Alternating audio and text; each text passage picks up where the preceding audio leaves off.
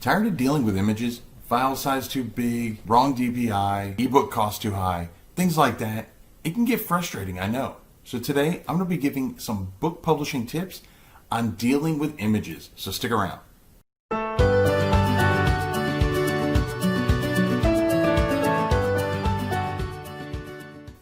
Hey Right Riders, Keith Wheeler here, and if you want to continue to get all the hints, tips, and tricks on how to make self-publishing easier, then be sure to subscribe to the channel, smash your little bell icon so you get alerted each and every time I put out a new video.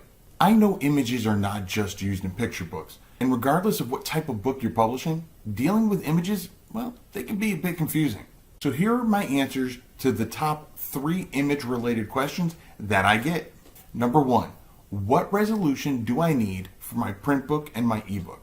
Okay, so this is going to fluctuate a little bit depending on the platform that you use, but majority of the time for your print book, you're going to want your images to be 300 DPI, which is dots per inch.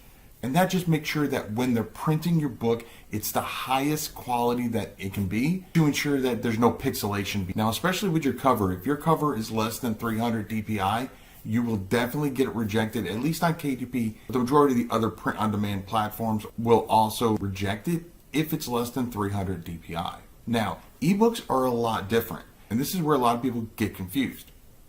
When it comes to your ebook, you can get away with a lot lower resolution because it's not being printed. It's just going to be used in digital format. And in digital format, it's going to be used typically on a smaller device, and so you can get away with a lot smaller resolution. So what resolution would that be for your ebook?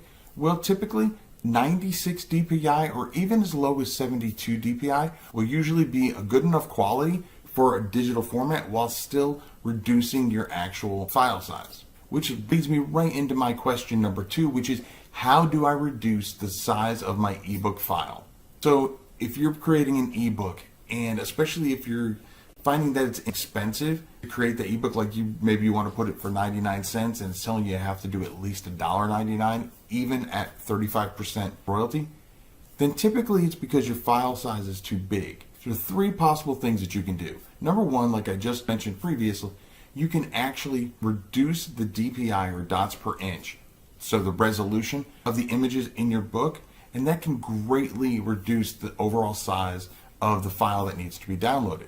So again, instead of the 300 DPI that you're using for your print book, you can actually reduce that down to 96 or even 72 DPI without really any noticeable change on the digital file.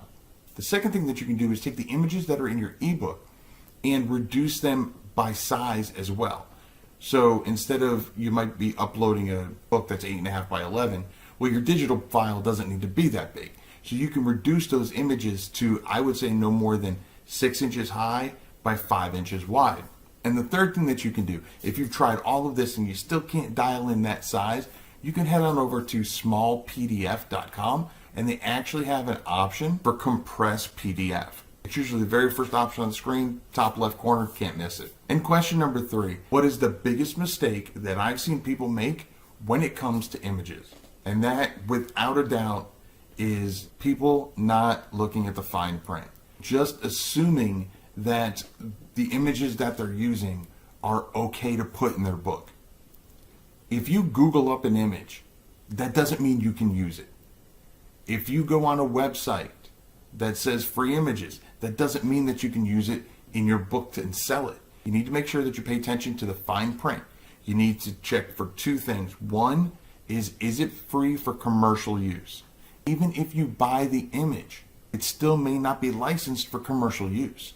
You might have paid for it and unknowingly you paid for it for personal use, which means you can use it for yourself, coloring pages for your kids, that kind of stuff. But if it doesn't say for commercial use, it means you can't sell it. So you need to pay attention to that. And the other thing you need to pay attention to is attribution needed? And I've talked about this almost ad nauseum, but it's worth repeating. Attribution means giving credit where credit is due. So even if you pay for the image, you still may have to give attribution to where you got it from, whether it's the artist or it's the site. And also, another thing to note when it comes to this fine print is that even if you've paid for it, and even if it says for commercial use, again, pay attention to the small print, because on some sites, it'll actually tell you you can free for commercial use up to a certain number of copies sold. And then after that, maybe you have to up your licensing.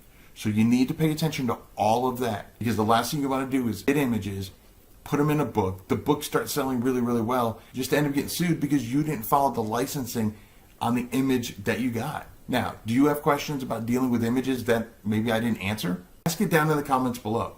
Also, don't forget to check out our Facebook group, Self-Publishing Today, and make sure you answer the 3 questions that I've got set up. That way you get approved right away. Now, speaking of images, have you tried your hand at creating coloring books? Believe it or not, it's not as hard as you may think. Check out this video right here, and I'll show you how to take already existing images and turn them into profitable coloring books. Or you can check out this video that YouTube has lined up just for you. I'll catch you in the next video, and remember to write right.